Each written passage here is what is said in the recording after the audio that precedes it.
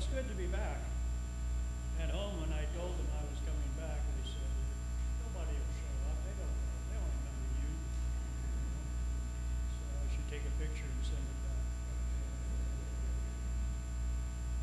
This week, we're going to spend our time looking at a gospel writer. We don't do much of that. We hear gospels. We're certainly familiar with that word. We're going to live the gospel, preach the gospel, do everything with the gospel. And if someone would stop and say, well, what exactly do you mean by that? Where is the gospel? Well, it's all over the place, some would say. It certainly was in existence before it was written down. But when we talk about gospel, we are most oftentimes talking about a document that was composed by an author. We even give them names, whether it's the real name or not, we don't care. We give them names so we can make reference to them. There are 4 of them: Matthew, Mark, Luke, and John. And everybody in this room has heard of them. And when you come to church on Sunday, every year we choose a different one of those gospels to read for our Sunday Mass. This Sunday, or this week, or this year, since Advent, we start the year with Advent, we have been reading from the Gospel of Matthew. Now, if I would ask, and what did you learn about Matthew from reading those stories and parables and healings? What did you learn about Matthew? Huh? Well, he's just like Mark, who's just like Luke. And we don't know where John came from, but he's kind of different. But that's all we know. No, they never tell us. The preacher on Sunday, he doesn't have enough time to talk about the gospel writer. He's busy trying to talk about the gospel passage and what we can do and make with that. So we're going to get a little introduction to Matthew. Now, we really don't know who these gospel writers were, because when they gave us the document as it came about, there were no names on them. Unlike ourselves, we would sign it, the Gospel of Eugene, in big letters. I want everybody to know it's my gospel. Well, they didn't do that in those days. And sometimes it could be, well, everybody knew who did it, so you don't need to have a name. Or nobody cares who did it as long as it got done, so we don't worry. But eventually the church, in responding to people who were challenging this, that, and the other, said, we better make these documents more authoritative. And we can do that by attaching names to them, names that are important. Maybe like apostles. How about a couple apostles? How about Matthew the apostle, John the apostle? How about Luke, the follower who seems to have gone with St. Paul? He's a famous person. And how about Mark, who he's mentioned a few times in there? But that'll give these documents some authority. Now, whether or not those people ever wrote anything, we don't know. But we call them by these names, and we're going to keep doing that. Okay, it works for us. So, Matthew. What do we know about Matthew? Well, we know that he became a gospel writer, or at least he wrote a gospel, probably around the year 75 or 80. He wasn't the first one. There was already a gospel in existence when Matthew decided he better write his own. If we would back up and say, well, why did they write them at all in the first place? Why did they decide they had to have these things written down? I mean, we survived for a good number of years. Jesus died in the 30s. Mark's gospel wasn't written until the year 70. We got along pretty good between 30 and 70. We didn't need something. Why now? Well, because we're about the 2nd or 3rd generation. Those people don't know it like we did. They're going to forget it. They're not going to get the stories right, so we better put this down in writing to make sure it gets said the way it's supposed to be said. Because eventually, being human, we'll forget how that is, and then we won't know what we got. So they were motivated like that to write these things. Each gospel writer wrote his gospel because of problems that were going on in his church. Now, by his church, what we're really talking about, and St. Paul makes reference to this, house churches. In those days, when you talked about church, you weren't talking about big buildings. A house church had about 50 people at most.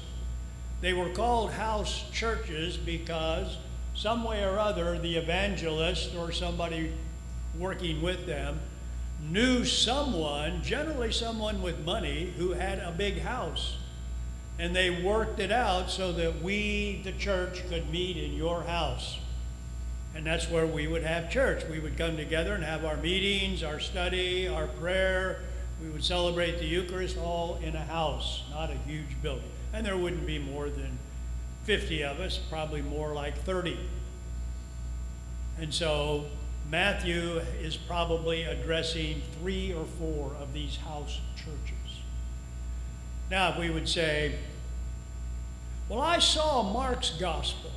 I kind of like that gospel. However, St. Augustine hated it. That's why we never even used Mark for years and years. Because St. Augustine said, I don't know why anybody would read that silly gospel of Mark. It's a terrible summary of Matthew and Luke, and it's done on about the level of a 4th grader. And it doesn't have any of your favorite passages. There's no Sermon on the Mount, there's no infancy narrative, there's no nothing. Why on earth would anybody read that? So they didn't for hundreds of years. About 150 years ago, somebody rediscovered the Gospel of Mark. Now, it's right up there on the top about what's so important in the gospel writer. Everybody wants to study Mark, but they didn't early on. But Matthew had a copy of that gospel. He also had another document that we've never seen. It's an interesting document. It's called the source theory, the source document. It's called source because some Germans are the ones who named this, and the word Quelle, Q-U-E-L-L-E, is the word for source in German. And so they just called it the source. Now, why they had to say that? It's like calling it the source. It was a collection of sayings of Jesus. No story. Just one saying after another. Do good and avoid evil. A penny saves, a penny earned. No, you don't get any real story from that. But the gospel writers used this a lot. Both Matthew and Luke had copies of this. So if we're talking to Matthew, we could say, all right, you've got a copy of Mark. Why don't you use that? Well, I'm going to, he said. I'm going to use that. I'm going to use most of it, in fact. Well, if you're going to use most of it, why not just take it over and don't waste your time writing your own? Oh, well, I got a good reason for that, and the good reason is I don't agree with it. You don't agree with Mark? No, I don't. I don't really agree much with Paul either. Really? What don't you agree with? I don't like the way they treat Jesus. I am a little skeptical of Mark, Matthew would say, because I'm not so sure where he stands on the divinity of Jesus. Does he really believe Jesus is God? And you could say, well, if you look at the opening line of his gospel, the good news of Jesus Christ, the Son of God, that about says it all, doesn't it? That pretty much tells you what he believes. Yeah, but, oh, there again at the baptism, remember that voice that jumped out of the sky, this is my beloved Son? Doesn't that say something? I guess. And what about the transfiguration? Remember that? Same thing, the divine voice, this is my beloved Son in whom I am well pleased, listen to him. What more do you want? Well, I got to be more. Because here's the deal, says Matthew. I got a bunch of people in my churches who think Judaism is dead. They think because Jesus has come, and according to them, not only has he come, but he has come and fulfilled the law and the prophets. And because that's what he has done, we don't have to do that anymore. It's already been done for us. So why should we worry about what the Torah says? Or any of those other things, you know. We don't need the law or the prophets. And whenever they would be wanting to talk about the fullness of divine revelation, oftentimes the words they would say is the law and the prophets. Whenever you hear that phrase, law and the prophets, that's like saying the fullness of God's revelation. And so they say, you know, if it's been fulfilled, it's been fulfilled. But Matthew will come back and say, but that's not exactly what I think happened. I think what Jesus came to do was not do away with the law or the prophets. Well, then what did he do? He came to fulfill them. To fulfill them. Yep, that's what he came to do. Well, how did he do that? That's going to be my story. I'm going to show you how he did that. And so I put together some material that I have that I want to use. And I'm going to be emphasizing some things like the Jewishness of Jesus. Some tend to forget Jesus was, in all aspects, a Jew. He thought like a Jew. He walked like a Jew. He ate like a Jew. He did everything because he was a Jew. And that gets underplayed sometimes. Like he wasn't a Jew anymore. Well, he was and always was. That makes a difference. And he came not to do away with the Torah or with the prophets or with any of the Psalms. He didn't come to do away with any of that sort of thing. He came to show how to fulfill them.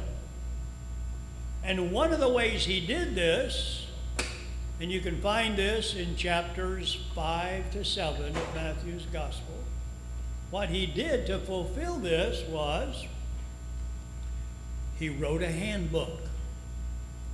And it's a handbook for how should we be living if we're going to live according to the law and the prophets, now interpreted by Jesus, not just taking them over without any interpretation. Matthew's going to have Jesus interpret the law and the prophets in a new way to show how they fulfill. You want to see how he does that? You read chapters 5 to 7. That's a handbook for how you live in the kingdom of heaven. Kingdom of heaven is sometimes called in the other Gospels, kingdom of God. Matthew, being a good Jew, will not say publicly the word for God, Yahweh. They would never say that. He would say Adonai or some other metaphor for God, but not ever say Yahweh. So he calls it the kingdom of heaven. Same thing as the kingdom of God. So if you read that chapters 5 through 7, it'll show you how he comes to fulfill the law and the prophets. But be prepared. It's not a simple little handbook. It is a handbook. When you read about it, you start to scratch your head. You know, you are the salt of the earth. You are the light of the world. Well, okay. And if you ever get angry with a brother and a sister, I think that's equal to being a murderer. Really? A murderer? Yep. You mean if I tell what, a lie or something? Is that? Yep. Now you can read a little further into that, and he'll tell us how he means that, but it's very, very challenging. Here's some of the things that Matthew is up against. His communities are feeling like they have been failures. And they feel that the mission they were given has not worked. Now, what does that mean? The mission they were given has not worked. When Matthew started preaching his gospel, or before the gospel, when he just started preaching about Jesus and what that was all about, he and his people were convinced that when the Gentiles and the Jews, but especially the Jews, when the Jews would hear the good news of Jesus Christ, Matthew and his group were convinced they would be astounded at how convincing it was. As soon as they heard that good news, that message, why, we wouldn't have enough room for them. They will flock in here. I mean, you'll just be overwhelmed. So many will come. Because they want to hear this good news so bad that once they get a glimpse of it and a little sound of it, they're going, I'm in. So prepare yourself. Once we start proclaiming this good news about Jesus Christ, we're going to have a lot of people. So they proclaimed it. And then they proclaimed it over again. And they kept proclaiming it. Hardly anybody came. They couldn't figure out what happened. How could we have miscalculated so much? I mean, it seems so obvious. And look at us, not hardly anybody. And then to rub our face in the dirt, it's not the Jews who are at all interested in this gospel. It's the Gentiles. Can you believe that? The pagans, the riffraff, the people that we don't even think ought to be alive. And their sidekicks of all people, the Samaritans. Can you believe that? A Samaritan? You'd never let your daughter marry a Samaritan. I mean, you just would not do that. It's just bad. Samaritans. Samaritans and Gentiles. And what are we supposed to do? Well, we're going to have to rethink, aren't we? It's not what we thought it was going to be. What does rethink mean? Well, rethink means eventually we're going to have to say it is probably apparent that the Gentiles and the Samaritans are supposed to hear this message. And for some reason, most of the Jews will not. We can't make people do that. But that's what's happening. Now, we have to either accept it or quit. And nobody wants to quit.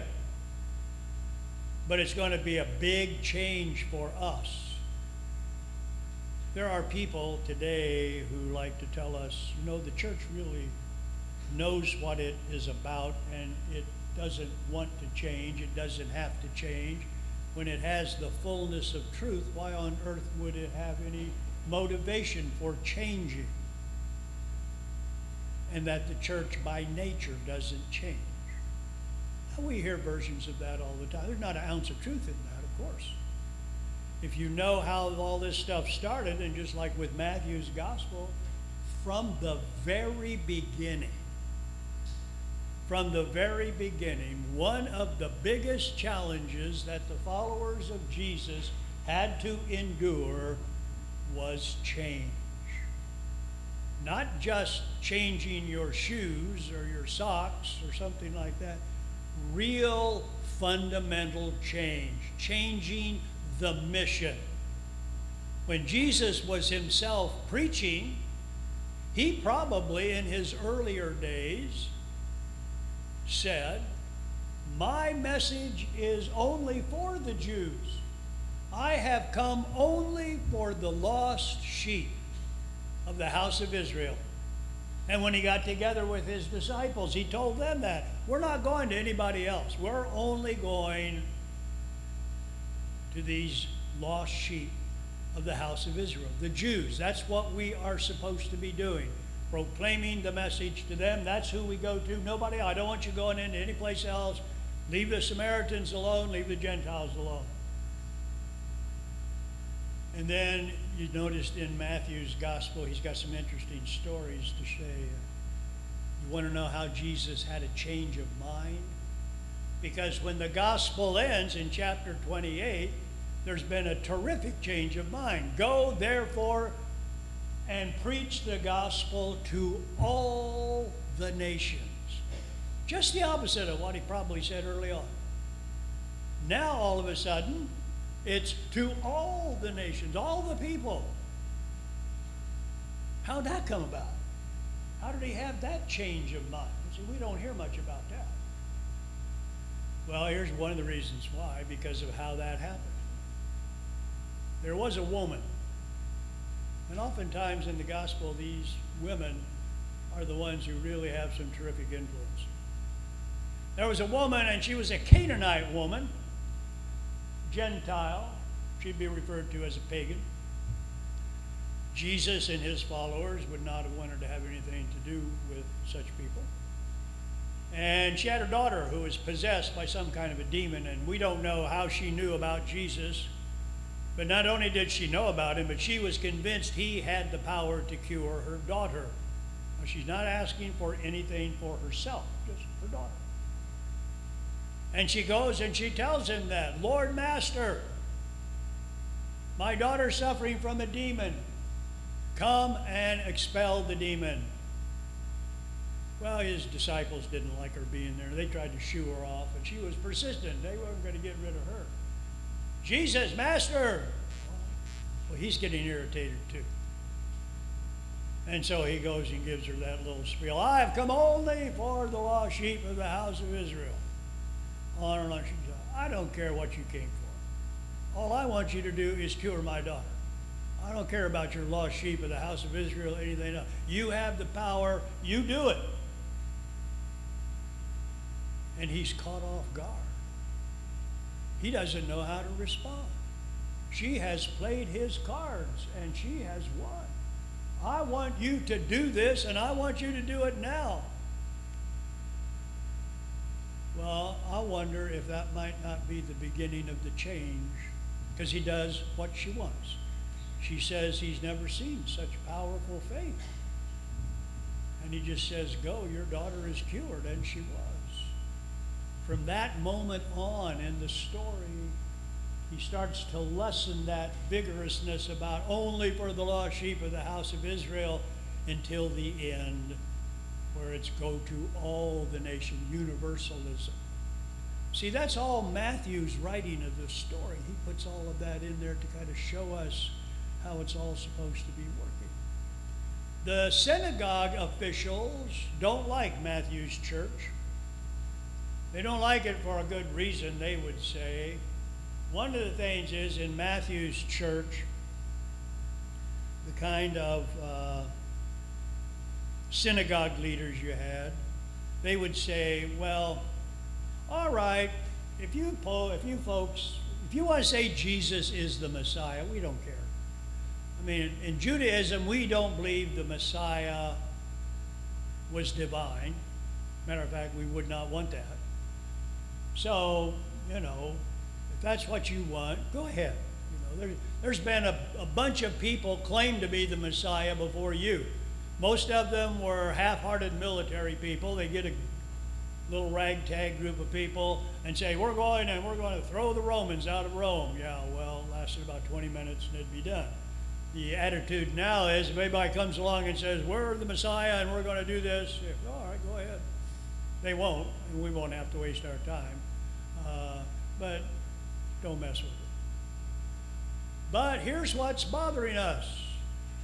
Not only are you saying that this Jesus of Nazareth is the Messiah, you're saying he is the Son of God. That's something way different. No Messiah was ever understood to be the Son of God. The Messiah was the successor to King David. Messiah means anointed one. They anoint kings and prophets. And when we say Jesus is the Messiah, we believe he is a successor to King David. And he will carry on David's dynasty, which was the greatest one that ever existed in Judaism. So that's how that was all going to work. But at no point could you say he was also the Son of God. And the reason for that is we are absolutely, the Jews would say, and they were, absolutely committed to monotheism, the belief that there's only one God. And only one God can you have. You can have no other God, no images of God, no nothing, just one God. It's the first commandment. And if you say Jesus is God, the Son of God, same thing. You say he's God, and then God is God. 1 + 1 = 2, doesn't it? You cannot have two gods. Now, you've got a choice. And the choice is give it up. If you give up your belief that Jesus, not the Messiah, keep that if you want it, but if you want it, you have to give up the understanding and belief that Jesus is the Son of God. And if you don't, you will be expelled from the synagogue. That doesn't mean much to us. But in those days, the synagogue was the institution that ruled your whole life. The synagogue ultimately took the place of the temple. When the great Jerusalem temple, remember, in year 70 got all burnt down and so forth, well, you didn't have a priesthood any longer. And you didn't have a priesthood and you didn't have a temple, you could not have sacrifice. And Jewish religion was built around sacrifice. What took its place was the synagogue and the rabbis. And no longer were they involved in sacrifice, they were involved in study. The synagogue became a school. It was a place where you studied Torah and where you taught Torah. And that became very, very important. So that institution became so powerful that it regulated your economic life, your social life, your religious life, everything. And there were some advantages of being a member of the synagogue. The Roman government, as a kind of a kindness to the Jews, made some stipulations. If you are a member of the synagogue, you don't have to serve in the armed forces. If you are a member of the synagogue, you don't have to pay the poll tax and some other taxes and honor. That's a big deal. If you get booted out of the synagogue, your standard of living goes way down, and your social life and your economic life really is going to be bad. And because Matthew's community said, we're not giving up our belief that Jesus is not only the Messiah, but he is the Son of God. We're not giving that up. Well, then the officials of the synagogue said, well, then you're going to get booted out. Scholars argue whether that fact has happened at the time Matthew wrote his gospel or just about to happen. If you want to read how angry Matthew is at the Jews, the Pharisees, and that's who we're talking about. We're not talking about all Jews. We're talking about the Jewish leaders, and they came primarily from the Pharisees. And they're the ones who are making these decisions. Read chapter 23 of the Gospel of Matthew if you want to see just how angry, and prepare yourself. It's not cussing language, but it's as close to it as you can get and still get published. So this is some of the stuff Matthew, this is why he's writing his gospel. He's dealing with a community that in many ways is in disarray. We thought we knew what our mission was. Apparently that's not our mission. Well, what is our mission?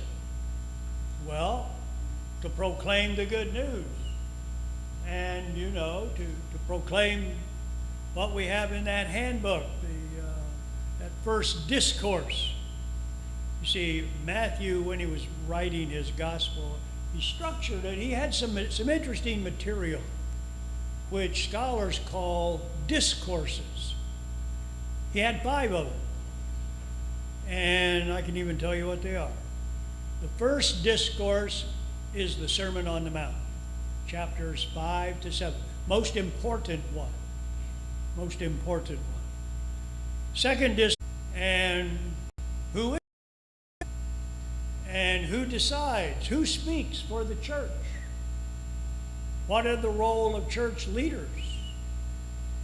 Who's supposed to be leading the church? Who are we supposed to be listening to? When we look at our church leaders and we see they can't agree on anything, chocolate or strawberry, they can't agree. What are we supposed to do? Because they're chewing us out, well, what are you supposed to do? Well, that was going on. That's not brand new. If you know any of your church history, it'll be helpful because you won't look at what's going on today and sort of wring your hands and slit your wrist and soak it in warm beer thinking, I'll get over that maybe. But no, it's always been like this. The church has always existed in conflict. There has never been a time, well, maybe at the exact moment of the birth, but as soon as those shepherds cleared out of the stable, conflict started to set in. And it's been with the church ever since. Now, there are people who will tell us that's not true. There was a time when the church was without conflict. And they'll tell you always that that time was the way it used to be. Well, I'm old enough now. I lived when it used to be. And it wasn't always as wonderful as those who today are saying the way it used to be. So, Matthew, in a way, we can say, Matthew wrote his gospel to address a church that is in distress. And it's a good gospel for us to learn, to read, because much of what he says is what we need to be doing also. He comes up with 10 points about how we should be doing it. Here are 10 pieces of advice, Matthew would say, that I'm going to give you that Matthew, I think will be very beneficial for the way in which you understand and accept and live in the church. 10 of them. And I'm going to tell you what they are. It'd be kind of dumb not to, wouldn't it? Here are the 10 pieces of advice, and I'll tell you where you can find them. The first one is recall your roots. Now, the passage that you'll find that in is Matthew chapter 1, verses 1 to 17. And if you look at that someday, you'll discover it's a genealogy of all things. You know, one of those begots, as we used to say. So-and-so begot, begot, begot, begot. If you're in a church position where you ever have to read that gospel, you're in a state of panic because those names are impossible. And your whole goal is simply get through it. But there's some interesting things in that genealogy. A genealogy was like your profile. A genealogy, if somebody wanted to hire you for something, or you were going to have a marriage and they wanted to know where you came from, so forth, you would submit, if you had money. This was not what poor people did, they couldn't afford it, but if you were of the aristocracy, royalty, or religious leadership, you could. You would tell people, you want to know where I come from? Here's my lineage. Here are the list of ancestors, and then you'd be able to point. And you know how great this person was, and that person was wonderful, and you remember what that one did for us all the way up till the present time. All lineage went through the man, of course, in those days. So you're reading this genealogy, hoping to get through it, and all of a sudden, there's an interesting phenomenon that happens. You're reading along, and the name Tamar pops up. What's she doing there? Tamar's a woman. Oh yeah, she's a woman, all right. She's a Canaanite woman. You can read about her in Genesis chapter 38, verses 29 to 30. She tricks her father-in-law into making her pregnant, so he will ultimately fulfill the vow he made to her and would not fulfill. And it works. Now, modern people today want to get all upset about the morality of it all. The Bible doesn't make any judgment whatsoever on the morality of it all. It just shows you here was an enterprising woman who had been tricked by her father-in-law, who had not fulfilled his vow of what he was going to do, and she took the matter in hand and she won. That's one of the ancestresses of Jesus. If that's in his background, what are we supposed to expect? Well, you read on, and then you're not reading very far into Rahab. Rahab. Yeah, Rahab. Who's she? Another Canaanite. These are all outsiders. Another Canaanite, book of Joshua, chapter 2 and chapter 6. She's a prostitute, but she's smart. And she knows what Joshua needs. He needs a smart person to help him assess the enemy so that he will know, should I go to war with these people or should I forget about it? And she says, I know. I can tell you what you're supposed to do, but I'm not going to do that unless you let me and my family go free. So he agrees. She does it. She tells him exactly what it is, and she is exactly right. And she goes free. She is getting the people free. Rahab, another prostitute. Well, you keep reading. Now you're getting a little leery because two, if you got two, you might be able to have three, which you do. Then mention Ruth. Oh, it's okay. We like Ruth. Ruth is the happiest book of the Bible. Everybody likes Ruth. I mean, who wouldn't like Ruth? She's a Moabite, though. What does that mean? Well, that means if you're a Jew, you think she's useless. We don't like Moabites. We wouldn't even learn how to say hello in Moabite language. We just don't care. They're not anything. They're outsiders. They're Canaanites. Yeah, but, she has her mother-in-law, and she comes along with her and helps out, and really she's a very nice person. She goes way out of her way to help her mother-in-law, Naomi. But she doesn't have any children because her husband died before she could have any children. She needs a husband. Now, we don't always agree with this, but she needs a husband for protection. In those days, if a woman was by herself, she had very little protection and oftentimes turned to prostitution or some other kind of occupation just to support herself and maybe her children.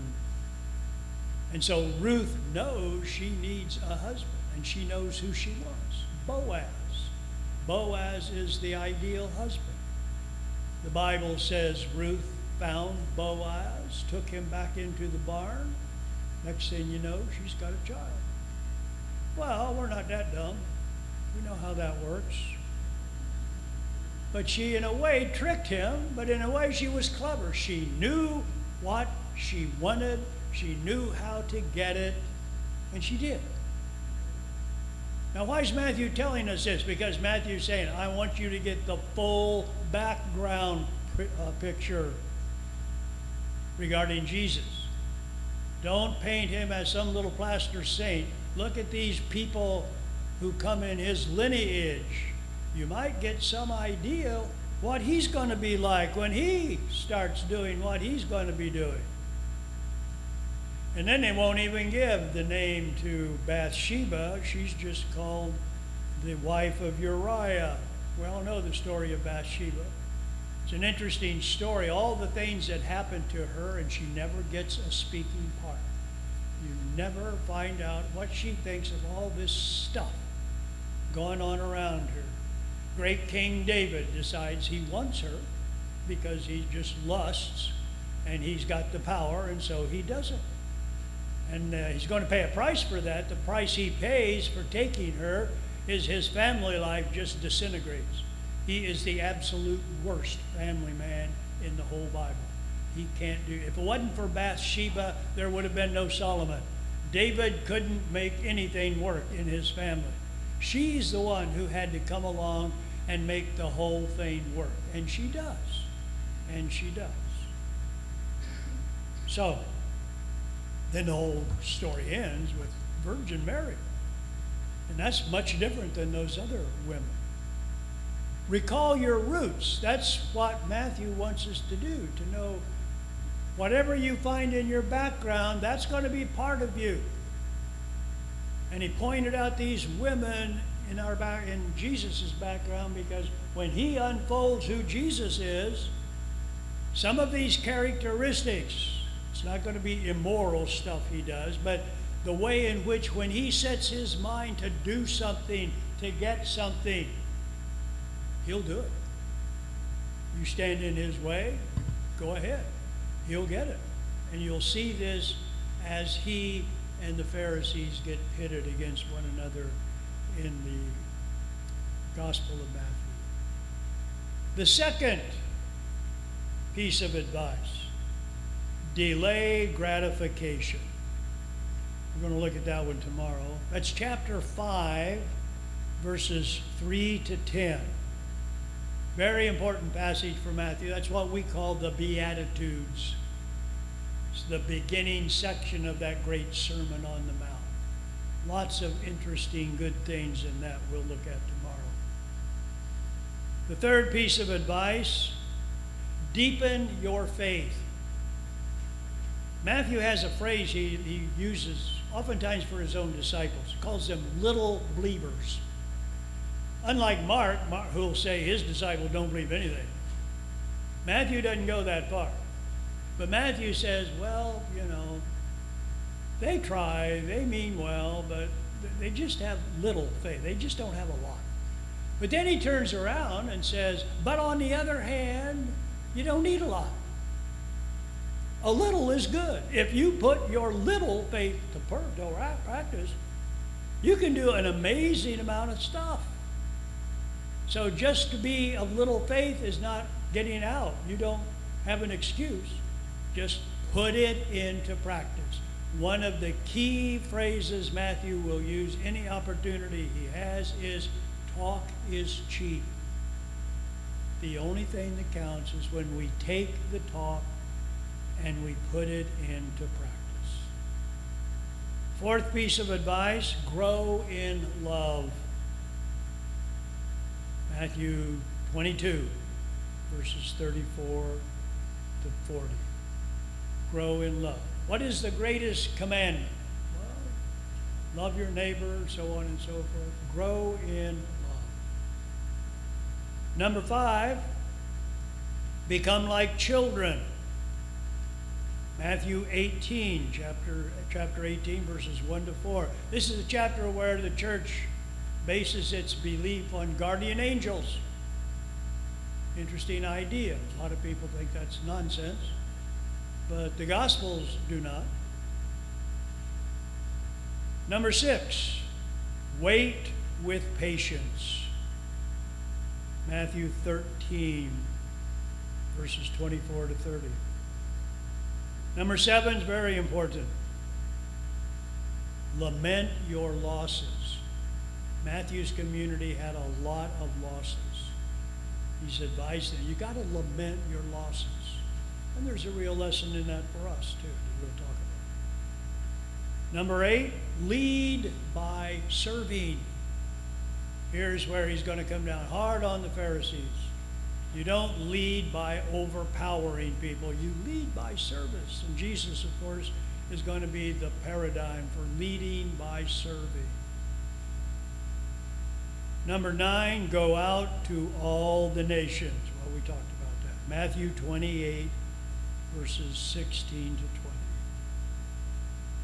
Number 10, choose life. Matthew 24, 29 to 31. Now, we don't hear much about these pieces of advice when we hear about the gospel, because the preacher wouldn't have time to go behind the scenes and talk about all these specialized things that Matthew does. Your homilies would be 20 and 30 minutes, and pretty soon he'd be talking to himself. But these are important pieces of advice that Matthew felt was significant for his own community, which was having similar problems to what we find our communities having today. And so it's helpful to see how he lays those out. What are the ramifications of all this advice? Because if anything, we'll hopefully do what we can to overcome the divisiveness in our communities. They do not help us. They do not promote any kind of good Christian discipleship at all. And Matthew has some insights that will be valuable for us as we try to be a good disciple and put the practice or put the teachings of Jesus into practice. So tomorrow we will start with the delay gratification, the Beatitudes in chapter 5, 3 to 10. It is exactly 1 o'clock, so I got you out of here on time. Glory be to the Father, and to the Son, and to the Holy Spirit.